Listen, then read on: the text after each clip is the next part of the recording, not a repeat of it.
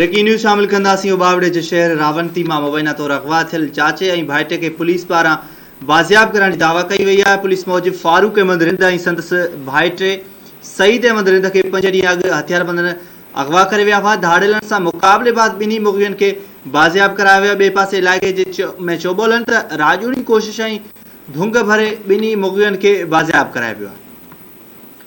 या breaking news share कयूं पिया। उबावड़े जे शहर रावंती मां मुबैना तौर अगवा थियल चाचे ऐं भाइटे खे पुलिस बाज़ियाब कराइण जी दावा कई आहे। अपडेट मालूम कंदासीं। हबीब रहमान चाचड़ असां टेलीफोन लाइन ते मौजूद। हबीब रहमान, इन हवाले सां आगाह कजो। हाँ जी, उबाड़े भरसा रौंती शहर जे वेझो 5 ॾींहं अॻु में हथियारबंदनि खां अगवा थी वियल कोट पठान खां रिंद जा रवासी चाचो फारूक अहमद रिंद ऐं भाइटो सईद अहमद रिंद खे रौंती पुलिस पारां मुबैना तौर ते बाज़ियाब करण जी दावा कई आहे।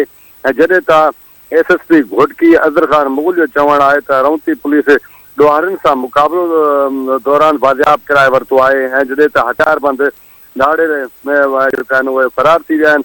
ऐं जॾहिं त ज़रियनि खां मालूमात थियो आहे त पुलिस राजूड़ी कोशिश का तहत बाज़ियाब करायो वियो आहे ऐं भुंग भरण जा बि चोॿोल आहिनि। ऐं ॿिन्ही मुग़वियुनि जे घर पहुचण ते जेको आहे ख़ुशी जी लहर छंहिंजी वई आहे। ऐं जॾहिं त अहिड़ो पुलिस मुक़ाबले जो केस दाख़िल करे छॾियो आहे। जी ठीकु आहे, वॾी महिरबानी तफ़सील ॾिनो।